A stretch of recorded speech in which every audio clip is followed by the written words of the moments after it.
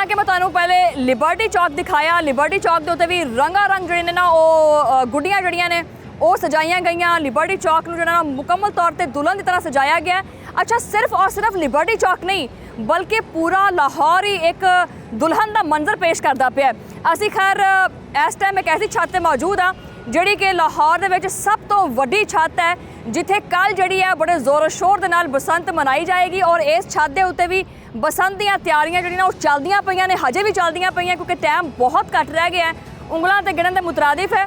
लेकिन इस पासे क्योंकि असीं मौजूद हाँ अंदरून दे विच ते अंदरून च तां वैसे भी पैर रखण नूं थां नहीं हुंदी ते अज बसंत दे मौके दे उत्ते बिल्कुल भी मतलब नंगण नूं भी सूई नगाउण नूं भी जिहड़ी ना थां नहीं लभदी पई। बहरहाल SOPs के हवाले अगर गल करिए तो पंजाब के मुख्तलिफ इलाकों के जी बसंत है वो उत्ते पाबंदी आयद की गई है। लिहाजा एयरपोर्ट के जोड़ा आले दुआले का एरिया है उत्थे भी बसंत मनाउण ते पाबंदी है। DHA के जोड़े 4 ब्लॉक्स ने उन्होंने भी पाबंदी है और भट्टा चौक जोड़ा है निशात कॉलोनी हैगी है। इस तरह होर भी कुछ मुतादिद इलाके ने लाहौर के जिथे जोड़ा है ना वो बसंत मनाउण ते पाबंदी आयद की गई है।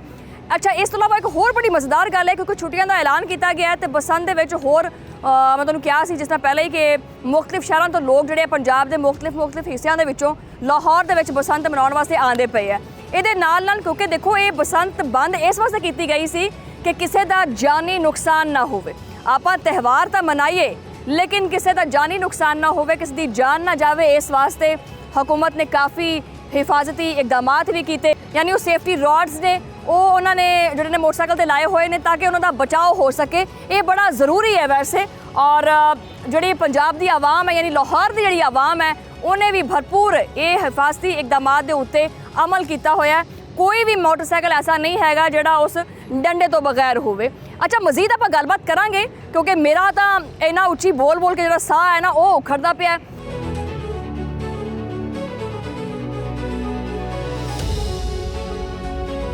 इस वक्त मैं मौजूद हाँ मोची गेट पे और मेरे पिछे ही देखो आ बंदा गुड्डे जड़े ने फड़ के खड़ा होया। तैयारियां बिल्कुल अरूज दे उत्ते ने। और एक चीज़ मैं कोट करा वैसे कि सफाई के इंतजामात बड़े बेहतरीन जोड़े ने वो किए गए हैं। इत्थे इस वक्त जो अमला है वो भी सफाई करता पिया है, ठीक है। और सिक्योरिटी के भी काफ़ी अच्छे बेहतरीन इंतजाम जो किए गए हैं।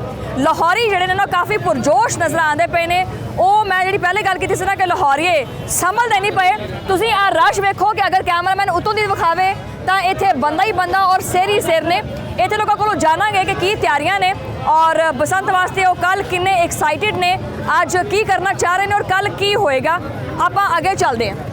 अच्छा, जोड़े पतंग ने पतंगा का की रेट ने और हुकूमत की तरफों जी डोर है वो कि इस्तेमाल करनी है क्योंकि कैमिकल डोर के उत्ते जो पाबंदी आयद की गई है। सिर्फ जी सूती डोर है वो इस्तेमाल कर सकते हैं। ये तो कोई पतंग वाली दुकान के उत्ते ही जाके पता चलेगा कि किहड़ी पतंग जी किन्ने की विकदी पई है और किहड़ी डोर है वह की रेट है। तुहानूं दुकान च लैके चलते हैं। देखो बई यह जी तैयारियां ने ना बसंत दियां इन्नियां जोरों शोरों चलदियां पईयां, मतलब साह लैना भी औखा होया पिया। नहीं पंजाबी गल करनी है आपां, ये बड़ी मुश्किल नाल दुकान दे विच वड़े हैं भी आखिए भी जिहड़ियां तैयारियां ने खास करके जिहड़ा गुड्डा है इस गुड्डे के बाद जी इन्फॉर्मेशन है ये दसी जाए कि जी ये जिहड़ियां तलावियां होंदियां की होंदियां और ये बाद जी इन्फॉर्मेशन है वो तुहानूं दसो कि भी एक गुड्डा पहली गल तो ये कि कीमत च कितना इजाफा होया ये दसो। तावा गुड्डा है, तावा गुड्डा। हाँ जी, इहनूं तावा गुड्डा बोलिया जाता है। देखो तुसीं यह तावा गुड्डा है जर्मन कागज़ का है। अच्छा, 450 रुपये का भी पीस है, 400 वाला पीस भी नहीं भी आ कागज़ जा 450 रुपये। हाँ जी, आ कागज़ हाँ जी ज़्यादा महंगा नहीं है मैडम। तुसीं कागज़ से देखो ना, यह पाड़दा नहीं। अच्छा, इन्हें जिसले उड़ना उधर तलाब पै के उड़ना, इन्हें पाड़ना नहीं गा। अच्छा, हल्का गुड्डा उधर चुकने पाड़ जाता है। तुसी जज्बाती क्यों हो गए? बसंत तो कल है। मैंने लगता कि थोड़ा पेचा पैना किसी दे नाल नहीं पेचिया ने दौर चला गया हुण साडा। अच्छा, हुण बा 20 बच्चियां ने नाल मनावांगे बसंत की छाते उत्ते। नहीं मैं तो गल की पेचे दी, तुसी कहने कि दौर चला गया। केड़ा पेचा? पेचे तो हुण लगणगे वड्डे जेहड़े 20 साल बाद काम स्टार्ट होया। अच्छा, अल्लाह दा शुक्र है कि साडा रोजगार एक सिलसिला बन गया। अच्छा, और देखो ना पीछे मैडम, यह देखो जरा।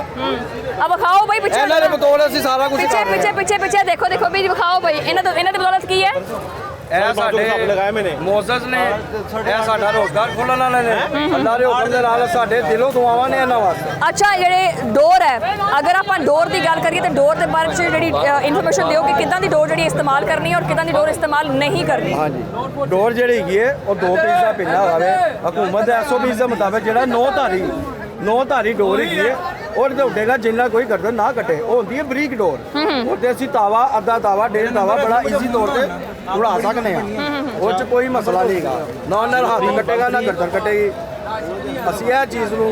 ਅੱਛਾ ਤੇ ਰੇਟ ਕੀ ਚੱਲਦਾ ਪਿਆ ਡੋਰ ਦਾ? ਡੋਰ ਦਾ 10,000 ਤੋਂ ਲੈ ਕੇ 20,000 ਤੱਕ ਦਾ ਰੇਟ ਹੈ। ਤੇ ਮਤਲਬ ਕੰਮ ਸਹੀ ਚੱਲ ਰਿਹਾ?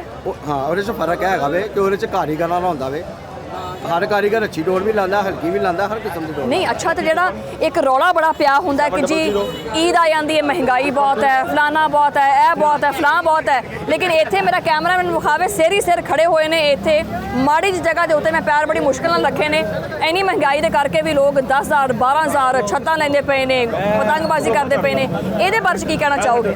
ਵੀ ਮਹਿੰਗਾਈ ਨਹੀਂ ਹੈ ਇਹਦਾ ਮਤਲਬ? ਸਭ ਤੋਂ ਪਹਿਲੀ ਤਾਂ ਗੱਲ ਹੈ ਕਿ ਸ਼ੌਕ ਦਾ ਮੁੱਲ ਹੀ ਕੋਈ ਨਹੀਂ। ਅੱਛਾ ਹਾਂਜੀ ਇਹ ਸਾਰੇ ਸ਼ੌਕ ਜਿਨ੍ਹਾਂ ਨੇ ਰੱਖਿਆ ਲੋਕ ਆਏ ਨੇ ਹਾਂ। ਤੁਸੀਂ ਦਿਖਾਇਆ ਨਾ ਕੈਮਰਾਮੈਨ ਨੇ ਦਿਖਾਇਆ ਨਾ ਸਾਰਾ ਇਹਨਾਂ ਨੂੰ ਸ਼ੌਕ ਹੈਗਾ ਵੇ ਇਹ ਲਹਿੰਗੇ ਹਰ ਸੂਰਤ ਵਿੱਚ ਲੈਂਦੇ ਨੇ ਜੋ ਮਰਜ਼ੀ ਹੋਈਏ ਕਿਉਂਕਿ ਇੰਨੇ ਸਾਲਾਂ ਬਾਅਦ ਇਹ ਤਿਉਹਾਰ ਮਿਲਿਆ ਆਵਾਮ ਨੂੰ ਖੁਸ਼ੀ ਦਾ ਮੌਕਾ ਹੈ ਇਹ 'ਚ ਖਾਣਾ ਪੀਣਾ ਡੋਰਾ ਪਤੰਗਾ ਛੱਤਾਂ ਸਾਰਾ ਕੁਝ ਲੱਗਣਾ ਹੈ।